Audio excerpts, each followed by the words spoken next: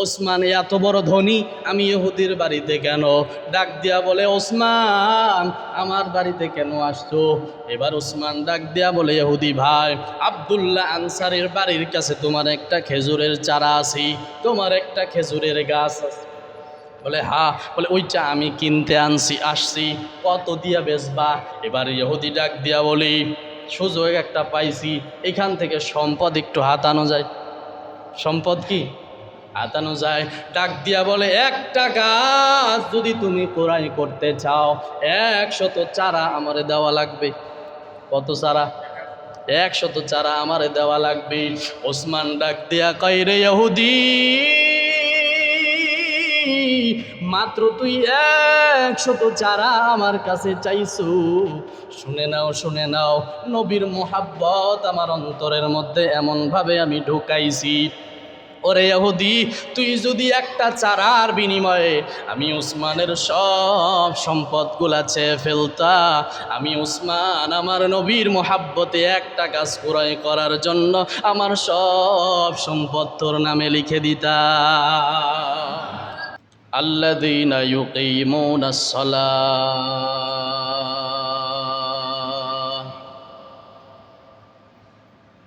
ওয়া মিম্মা রাযাকনাহুম ইউনফিকুন উলাইকা হুমুল মুমিনুনা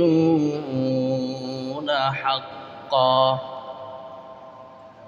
লাহুম দারাজাতুন ইনদা রাব্বিহিম ওয়া মাগফিরাতুন ওয়া রিজকুন কারীম। কোরআন তেলাওয়াত শুনতে ভালো লাগে না? খারাপ লাগে নাকি কারণ? জোরে বলেন, খারাপ লাগে নাকি কারণ? এই যে নামাজের ভিতরে এই ইমাম সাহেব যে আসুক না কেন, প্রত্যেক দিন 5 বেলা নামাজের ভিতরে একই সূরাতুল ফাতিহা, এই সূরাটা এখানে যারা বসে আছেন 50-60 বছর ধরে শুনতেইছেন। এখন বলেন তো, এই সূরাটা শুনতে কি এখন বিরক্ত লাগে নাকি? ভালো লাগে না? এটা হচ্ছে কোরআনের জিন্দা মুআজিজা। আপনি দুনিয়ায় যে কোনো কবিতা, যে কোনো গজল বলেন, গান বলেন, যেইটাই আপনার কাছে ভালো লাগে, 2 দিন, 5 দিন, 10 দিনের পরে দেখবেন আর ভালো লাগে না ওই জিনিস। কিন্তু আল্লাহর কালাম এমন একটা কালাম, ছোট্টবেলার থেকে শুনতেছেন, এই যে মুরব্বী হয়ে গেছেন, বৃদ্ধ হয়ে গেছেন, 60-70 বছর হয়ে গেছে, এরপরেও কোরআনে কারিমের তেলাওয়াত যদি সুন্দরভাবে তার সামনে করা হয়, চোখ দিয়ে এমনিই পানি বের হয়ে যায়। সুবহানাল্লাহ বলে। এই জন্যই তো গজলের ভিতরে আসছে, কোরআনের বাণী যে খোদা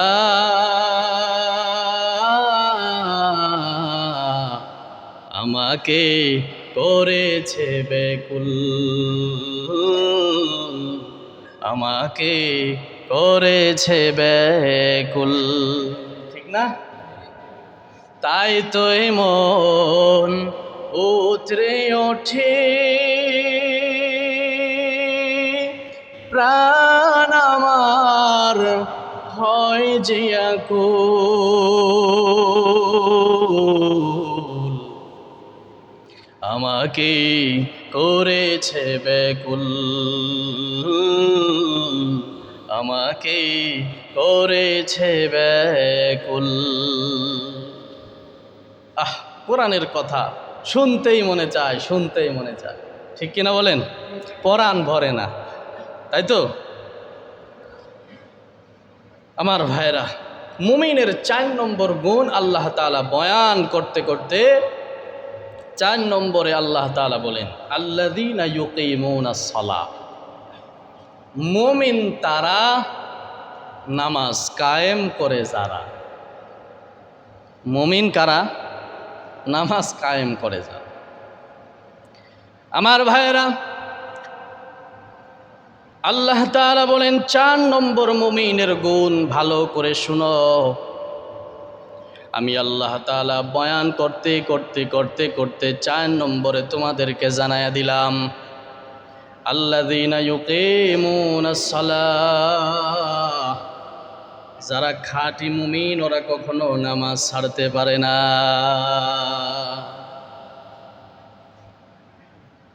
আর যারা নামাজ পড়ে তারা তো খাঁটি মুমিন।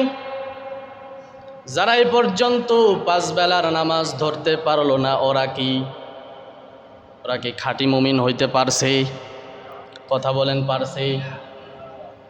এই 3টা গুণ তো আমরা শুনেছি, এটা তো কার্যে পরিণত করার জিনিস না। আল্লাহকে ভয় করা অন্তরে ঢুকায় নিলাম। কোরআন তেলাওয়াত শুনলে ঈমান তো বেড়ে যায়। আবার যদি বয়ান করি তাওয়াক্কুল, ভরসা আল্লাহর উপরে করতে হবে, এইটাও তো সহজ। সব সময় ভরসা করলাম আল্লাহর উপর। কিন্তু আল্লাহ 4 নম্বরে বলেন কার্যে পরিণত কর। আল্লাযীনা ইউকিমুনাস সালাহ, আমার যারা খাঁটি মুমিন বান্দা, আমার যারা প্রিয় বান্দা, ওরা কখনো নামাজ ছেড়ে দেয় না। কি ছেড়ে দেয় না? নামাজ। নামাজ অনেক গুরুত্বপূর্ণ বিষয়।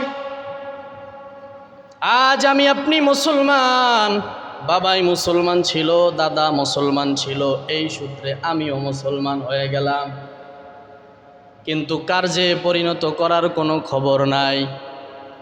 নামাজের বেলায় শুক্রবার জুমার দিন আজানের পর থেকে মুসল্লি আসা শুরু হয়ে যায়, এই মসজিদটা পুরো ভরে যায়, কিন্তু জোহরের সময়, আসরের সময়, মাগরিবের সময়, এশার সময় একটা কাতারও পরিপূর্ণ হয় না।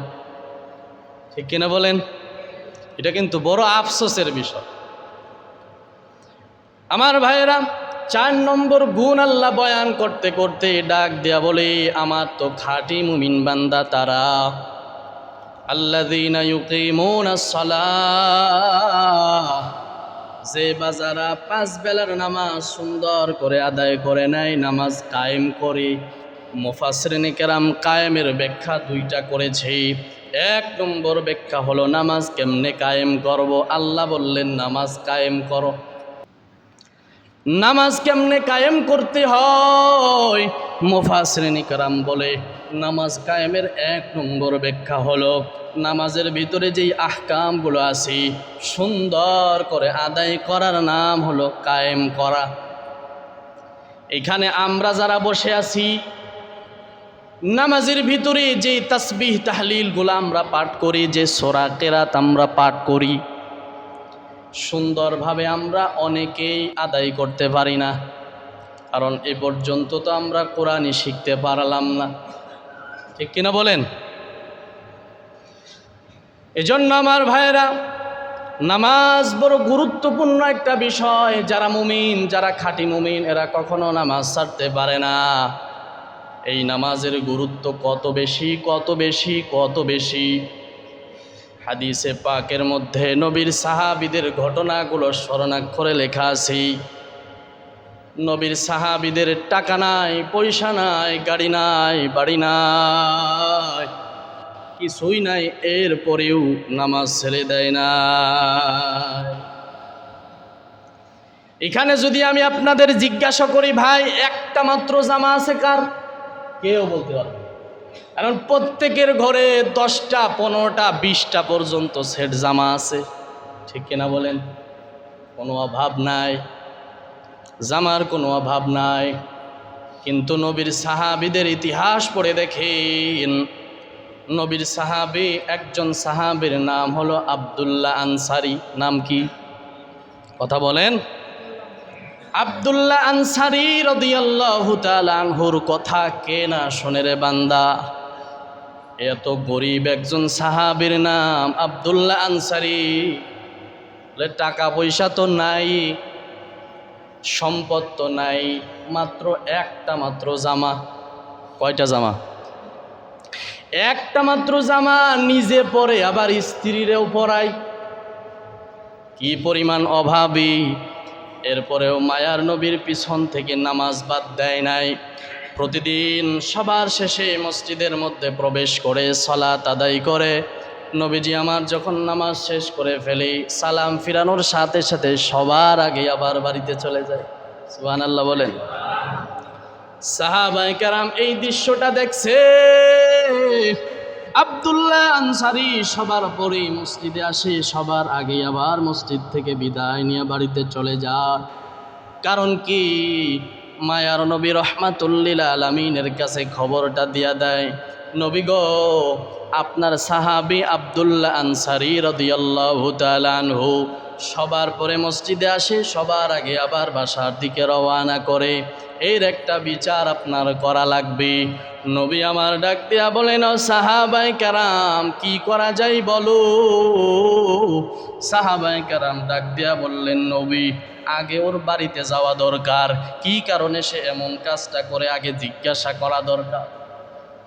মায়ার নবী রহমাতুল্লিল আলামিন কয়েকজন সাহাবীকে লইয়া, আবু বকর, ওমর, ওসমানকে লইয়া আমার নবীজি আব্দুল্লাহ আনসারীর বাড়িতে চলে গেল।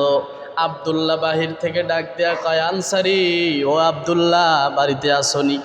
প্রথমবার ডাক দেয়, ভিতর থেকে কোনো জবাব নাই। দ্বিতীয়বার আবার ডাক দেয়, ও আব্দুল্লাহ, বাড়িতে আসনি?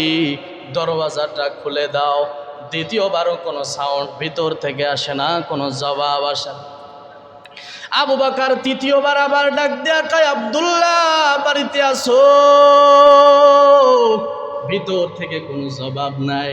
নবী আমার ডাক দিয়া কয়, এ আবু বকর, আমার সাহাবী আব্দুল্লাহ আনসারী বোধহয় বাড়িতে নাই, চলো চলো চলো আমরা ফিরে যাই, একটা সময় আবার দেখা করা যাবে।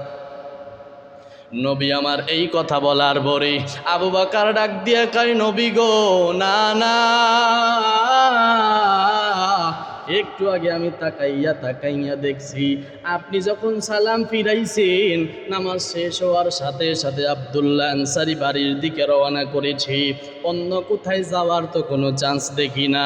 নবী আমার ডাক দিয়া কয়, আবু বকর, অন্য আর একটা সময় দেখা যাবে। এবার সাহাবায়ে কেরামকে লইয়া নবীজি আবার ফেরত চলে যাইতেছে। এমন সময় আব্দুল্লাহ আনসারী দরওয়াজাটা খুলে দেখি রহমাতুল্লিল আলামিন তার বাড়িতে হাজির। ডাক দিয়া বলেন, মায়ার নবী গো, আমি আপনার একটা ডাকে সাড়া দিতে পারি নাই গো নবী, বেয়াদবি ক্ষমা করবি। ও নবী আমার, কি জন্য আমি আব্দুল্লাহ আনসারীর বাড়িতে আসছেন একটু জানাইয়া দেন। নবী গো, বেয়াদবি ক্ষমা করবেন, আপনার ডাকের সাড়া আমি দিতে পারি নাই। আমার নবীজি ডাক দিয়া বলে, আব্দুল্লাহ রে, তুই বলে সবার পরে মসজিদের মধ্যে প্রবেশ করো, আবার সবার আগেই নামাজ শেষ হওয়ার সাথে সাথে বাসার মধ্যে প্রবেশ করো, কারণটা কি রে আব্দুল্লাহ?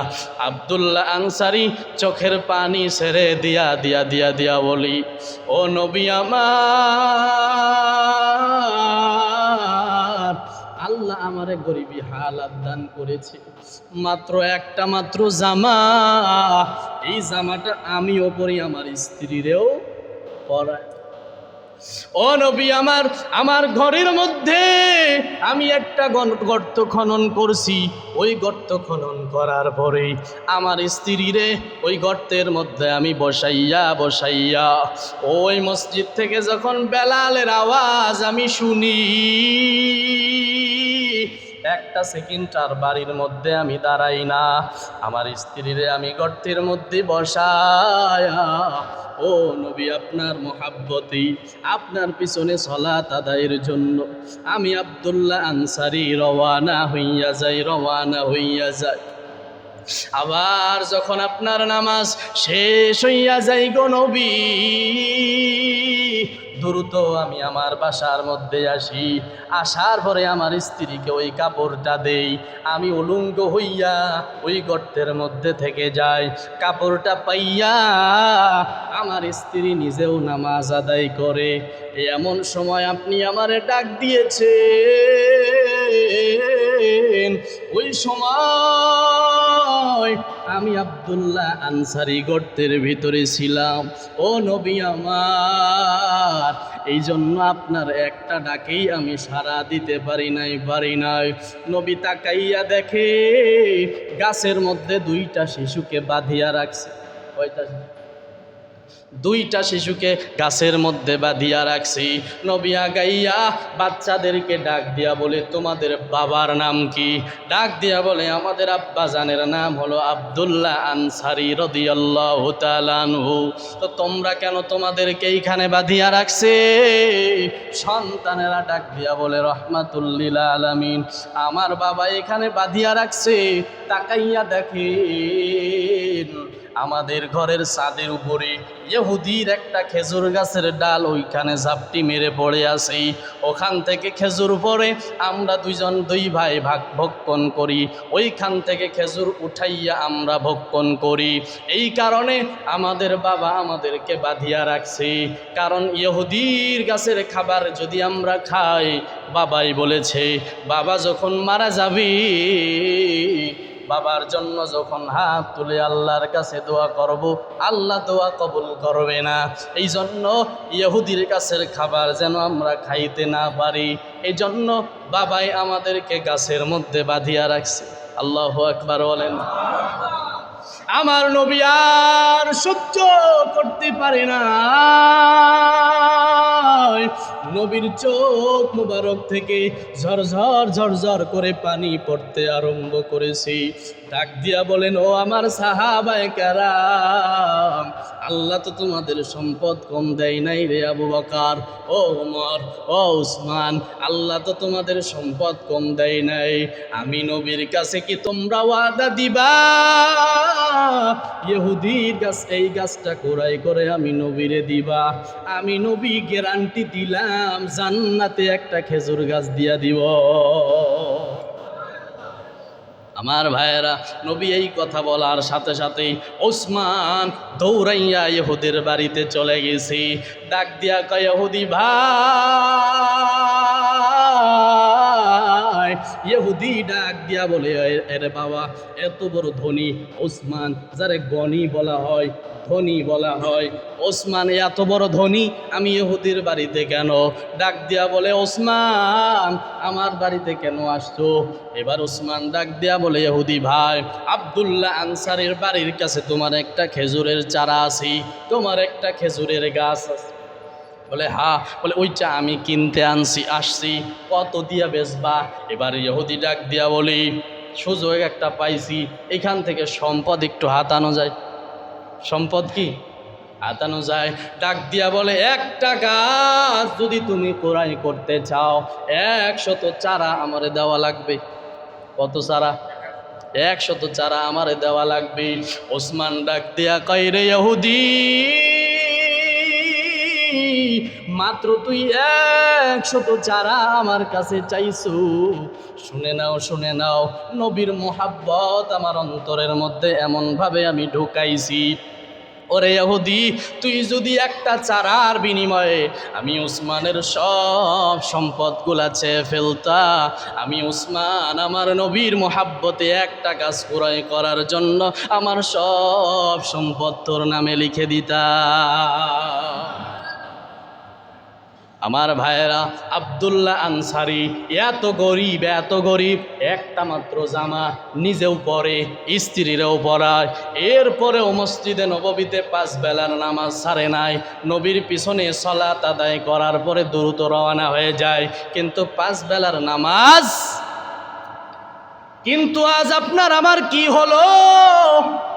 ওই নবীর মোহাব্বত কি নাই? যেই নবী নামাজ কায়েমের জন্য, দিন প্রতিষ্ঠার জন্য নবী আমার দান মোবারক শহীদ করলো, যেই নবী তায়েফের ময়দানে রক্ত ঝরাইলো, ওই নবীর মোহাব্বতে কি এখনো পর্যন্ত বান্দা তুমি আমি নামাজ ধরতে পারলাম না? কবরের মধ্যে গিয়া কি জবাব দেব? আমার ভাইরা, নবী আমার অসুস্থ, ইন্তেকালের পূর্ব মুহূর্ত পর্যন্ত নবীজির শেষ কথা, এই আমার উম্মত আসসালাত আসসালাত, কখনো উম্মত তোরা নামাজ ছেড়ে দিবি না। এই নামাজে এত গুরুত্ব, এত গুরুত্ব, বান্দা তুমি আমি সালাত আদায় করতে পারি না। আজকের আলোচনা থেকে তাওবা করো, তাওবা করো, জীবনে আর 5 বেলার নামাজ ছাড়বো না। পারবেন তো ইনশাআল্লাহ? নামাজ না পড়লে কি হয়, এই কথা নবী হাদিসের মধ্যে বলেছে। লম্বা সময় নিব না, মাত্র একটা হাদিস আপনাদের সামনে তেলাওয়াত করেছি। মুত্তাফাকুন আলাই, বুখারীর ভিতরে আসছে, মুসলিমের ভিতরে আসছে, এত সহি একটা হাদিস। নবী আমার সাহাবায়ে কেরামদেরকে বললেন, ও আমার সাহাবায়ে কেরাম, আরো আইতুম লাউ আন্না নাহরান বিবাবি আহাদিকুম। কি ফজিলত একটু চিন্তা করেন, নামাজের কি ফজিলত, একটা হাদিসই আপনারা শোনায়। নবী বললেন, ও সাহাবায়ে কেরাম, আরো আইতুম লাউ আন্না নাহরান বিবাবি আহাদিকুম, ও সাহাবায়ে কেরাম শোনো, তোমাদের কারো দরওয়াজার সামনে যদি একটা নদী থাকে, কি থাকে, দরওয়াজার সামনে যদি নদী থাকে, আর ওই দরওয়াজার সামনে বাসার কিনারায় নদী থাকার কারণে ইয়াগতাসিলু ফীহি কুল্লা ইয়াউমিন খামসান, দিনে 5 বেলা গোসল কর। কয় বেলা? দরওয়াজার সামনে নদী থাকার কারণে দিনে তুমি 5 বেলা গোসল করো। ও সাহাবায়ে কেরাম জবাব দাও, হাল ইয়াবকা মিন দারনিহি শাইউন, 5 বেলা গোসল করার কারণে ওই বান্দার শরীরের ভিতরে কি কোনো ময়লা থাকে? আপনারা জবাব দেন, আপনারা যদি 5 বার গোসল করেন কোনো ময়লা থাকবে? আমার নবী ডাক দিয়া বললেন, ও সাহাবায়ে কেরাম জবাব দে, ওই বান্দাটা দিনে 5 বেলা গোসল করার কারণে ওই বান্দার শরীরের ভিতরে কি কোনো ময়লা থাকবে? সাহাবায়ে কেরাম বললেন, ও নবী আমার, ক্বালু লা ইয়াবকা মিন দারানিহি শাইউন, ওই বান্দার শরীরের ভিতরে তো কোনো ময়লা থাকার কথা। নবী আমার ডাক দিয়া বলে, ও সাহাবায়ে কেরাম শুনে নে, যা আমি নবী 5 বেলা নামাজের সাথে উদাহরণ দিলাম, আমার কোনো উম্মত যদি দিনে 5 বেলার সালাত আদায় করে নেয়, বান্দা 5 বেলা গোসল করার কারণে যেমনে বান্দার শরীরের ভিতরে ময়লা থাকে না, আমি নবী জানাইয়া দিলাম 5 বেলা সালাত আদায় করার কারণে বান্দার 3.5 হাত বডির মধ্যেও কোনো গুনাহ থাকবে না। এই নামাজ আদায়ের দরকার আছে না নাই? জোরে বলেন, আছে না নাই? আল্লাহ তাআলা আমাদেরকে 5 বেলার নামাজি বানায় দিন, পড়েন আমিন।